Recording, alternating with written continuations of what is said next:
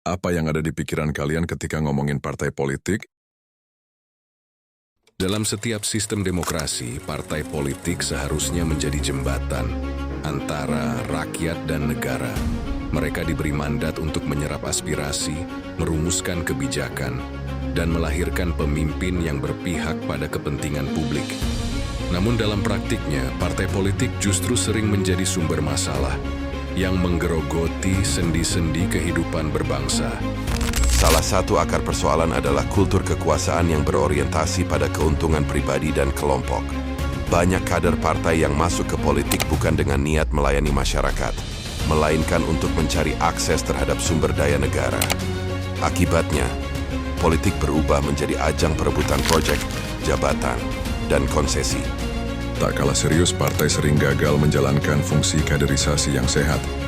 Alih-alih menyiapkan pemimpin yang kompeten, mereka justru mengedepankan loyalitas sempit, hubungan kekerabatan, atau kemampuan membeli tiket pencalonan. Ini melahirkan pemimpin yang tidak siap bekerja untuk publik tetapi mahir menjaga posisi politiknya sendiri.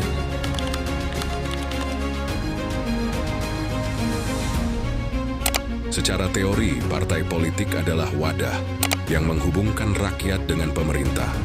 Fungsi utamanya menyalurkan aspirasi masyarakat, merekrut dan mendidik calon pemimpin, menyusun kebijakan publik, mengawasi jalannya pemerintahan, oposisi, memberikan pendidikan politik kepada warga. Intinya, partai politik jadi sarana rakyat ikut menentukan arah negara. Tapi itu baru secara teori aja cuy. Kalau dari segi prakteknya, tahu sendirilah.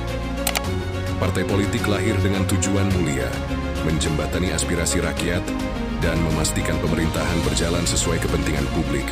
Tapi dalam praktiknya, banyak partai malah sibuk berebut kekuasaan.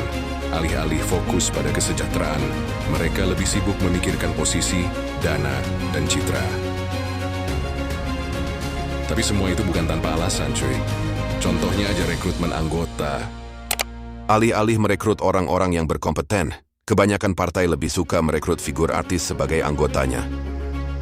Fenomena partai politik merekrut artis sebagai anggota atau calon legislatif bukanlah hal baru, tapi dampaknya kerap luput dari sorotan. Banyak partai seolah memandang popularitas sebagai tiket instan meraih suara, alih-alih memprioritaskan kapasitas, rekam jejak, dan pemahaman terhadap kebijakan publik. Masalah lain adalah pendanaan politik yang tidak transparan. Kampanye yang mahal mendorong kandidat dan partai mencari dana dari pengusaha atau kelompok kepentingan. Balas budi kepada para penyandang dana itu kemudian diwujudkan dalam kebijakan yang berpihak pada segelintir orang, bukan pada kepentingan umum. Hal seperti itu juga mendorong para kader partai yang mencalonkan diri untuk melakukan tindak korupsi. Biaya kampanye yang mahal membuat kebanyakan mereka melakukan tindak korupsi untuk menutupi pengeluaran besar ketika kampanye. Dari sinilah lahir praktik korupsi yang sistemik. Bukan sekadar individu yang tergoda, tetapi jaringan yang terstruktur, dari tingkat pusat hingga daerah. Skandal dana bantuan sosial, suap pengadaan barang, hingga jual beli jabatan, semuanya kerap berakar dari kepentingan partai. Di sisi lain, kedisiplinan etika di internal partai sering longgar. Pelanggaran kode etik atau penyalahgunaan kekuasaan kerap dibiarkan selama pelaku masih memiliki dukungan politik atau suara di parlemen. Akibatnya, perilaku buruk dianggap hal biasa, bahkan menjadi budaya.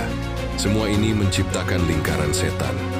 Partai politik yang korup menghasilkan kebijakan yang lemah, pejabat yang tak berkualitas, dan pelayanan publik yang buruk.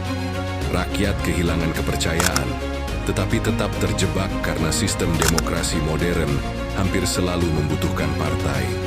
Akibat semua itu, kita yang di bawah ikut kena imbasnya. Kebijakan negara jadi gampang berubah sesuai selera elit, pembangunan lambat karena anggaran bocor, dan birokrasi penuh titipan politik. Investor enggan masuk karena aturan sering jungkir balik, sementara rakyat biasa malah makin sulit menikmati pelayanan publik yang layak. Dari sisi sosial, publik jadi apatis. Percuma ikut pemilu, ujung-ujungnya sama saja. Politik uang pun menyebar sampai ke akar rumput. Bahkan konflik horizontal kadang lahir gara-gara persaingan partai yang sengit. Dalam jangka panjang, kualitas demokrasi bisa merosot. Politik berubah jadi ajang dagang kepentingan, bukan arena memperjuangkan gagasan. Generasi muda pun malas terjun ke politik karena melihatnya terlalu kotor. Padahal, justru mereka yang dibutuhkan untuk memperbaiki sistem. Itu sebabnya kita perlu lebih kritis. Partai politik harus dipaksa kembali ke fungsinya yang asli. Merekrut pemimpin yang layak, mendidik masyarakat, mengelola dana dengan jujur, dan menegakkan etika bagi anggotanya. Tanpa itu, kapal besar bernama negara akan terus oleng. Bukan karena badai, tapi karena awaknya sibuk rebutan kemudi.